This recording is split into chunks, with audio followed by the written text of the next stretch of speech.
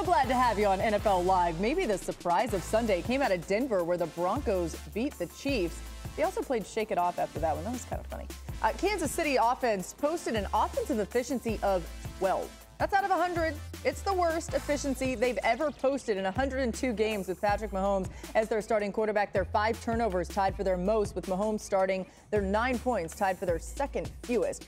Mahomes was obviously fighting an illness last night, Marcus. Is it that simple, or is there more cause for concern when it comes to this offense? It wasn't as simple as the illness. Uh-oh.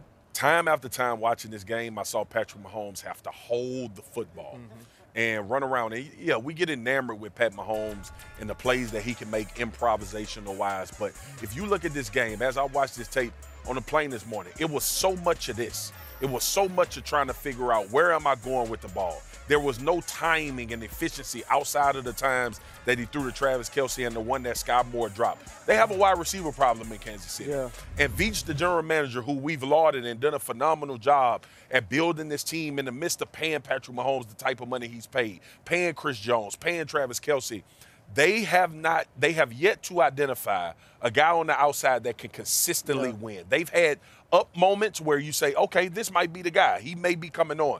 But yesterday against Denver, flu or no flu, it was him holding the football, waiting on someone to uncover. That's a wide receiver problem. Yeah, when you looked at Patrick Mahomes in the pocket, there was more, indecision than like figuring out if you're going to kiss this chick at the end of a blind date.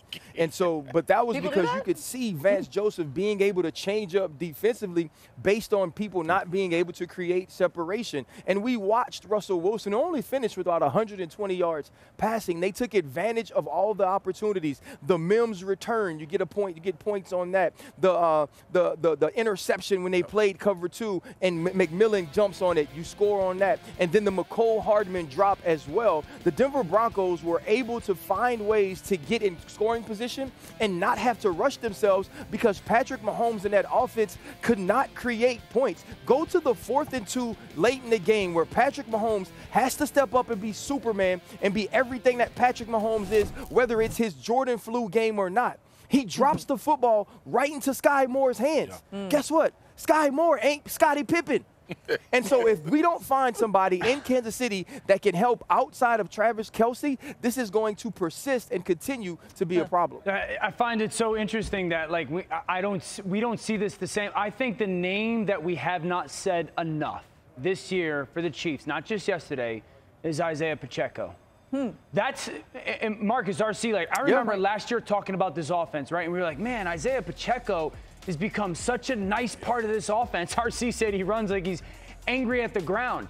This team does not run the football nearly as efficiently as it did last year. Orlando Brown Jr., who's over in Cincinnati, and Joe Mixon's running behind, I think he matters a little bit.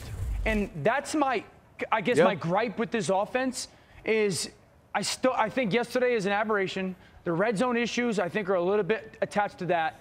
But they got outrushed a buck 63 to 52. O-line thing?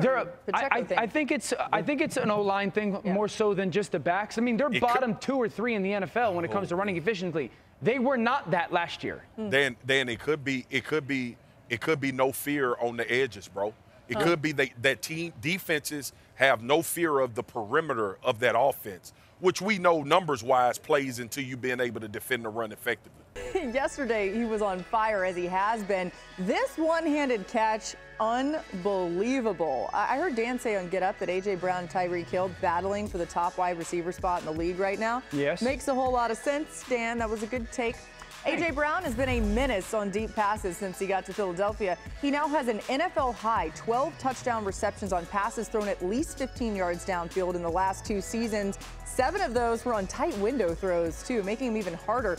4 more than the next closest receiver. He's making all the catches, and there's no way to shake it any other way. All right, let's get RC involved here. The Eagles typically run it all over you, right, Ryan? But Sunday was the lowest rushing output in any start by Jalen Hurts, just 59 yards on the ground. Does that concern you at all?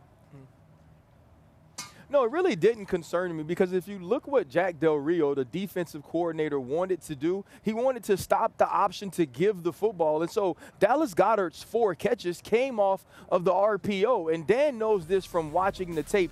They made Jalen Hurts make decisions. Are you going to try to take this run? Are you going to pull it? And it didn't seem that his legs were what they normally are. Or are you going to get the football out of your hands and give Dallas Goedert an opportunity for a run after the catch? And so I thought that supplemented the run game in some instances. And also when you look at this team, you're going to stop the run first and then try to force them into the pass game and make them one-dimensional when you see Jalen Hurts hobbled. And they did that, and we saw Devontae Smith and also A.J. Brown have themselves a day on the outside. RC, I totally agree. And I think the impressive thing is while we've seen Jalen Hurts' legs be less of the conversation, we've actually seen the diversity of some of the RPOs that Philadelphia is deploying grow and grow and grow because the different formations and the different options. This is what RC was kind of talking about. Dallas Goedert up top. He's just reading kind of that flat defender. A.J. Brown does a really nice job of almost picking him without contact. 2nd and 1, ball comes out, easy conversion. That's one of those kick it to the flat. That's the same thing as handing off a 3-yard run.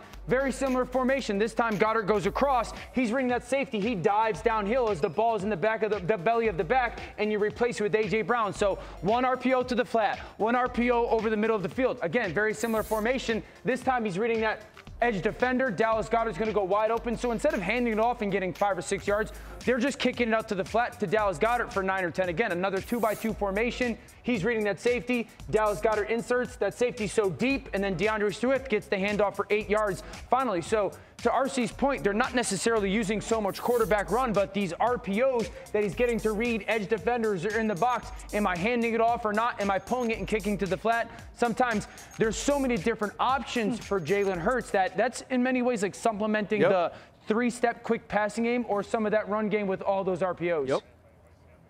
Yep. And that's what I thought was so amazing about what they did yesterday, though. They found ways to supplement the run game and not become one-dimensional from a play call standpoint, even if the defense dictated it wasn't going to be a run to DeAndre Swift or Gainwell. Yeah, and real quick, RC, I think the thing that gets lost, and I think it's important for everyone to be reminded, the decision-making by Jalen Hurts on all of that stuff is just as good as your traditional drop-back passer throwing the ball.